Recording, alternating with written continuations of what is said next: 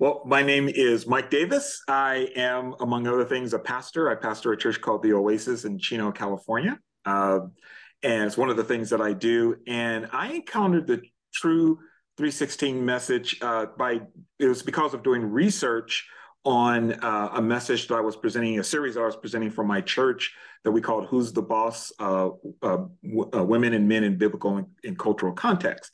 And so one of the things that when we were doing the series, I decided we were going to start from Genesis and then move forward, talking about how do men and women relate to one another, getting into dealing with the egalitarian, complementarian issues.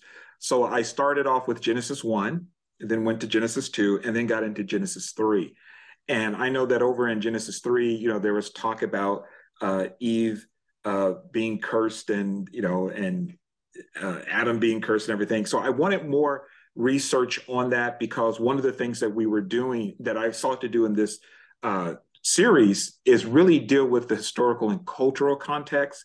And I know from just years of studying myself that often means that when we get back into the original context and get into the language, a passage will then begin to read differently because we're putting it back in its original context. So I was doing research and trying to find everything that I could by scholars who had done research on this.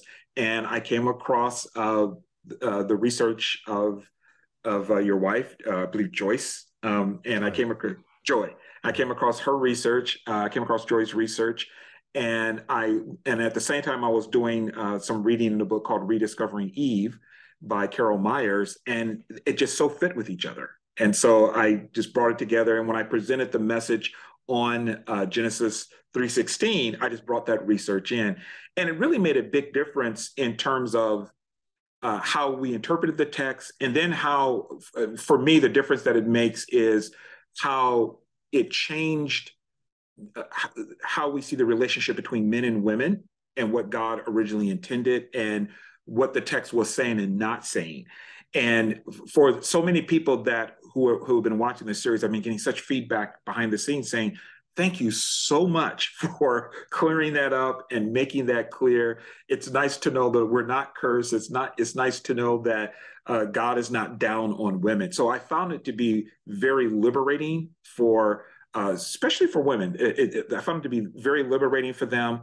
And it helped them to begin to see that, you know what, God did not put me under some curse and that I have to be in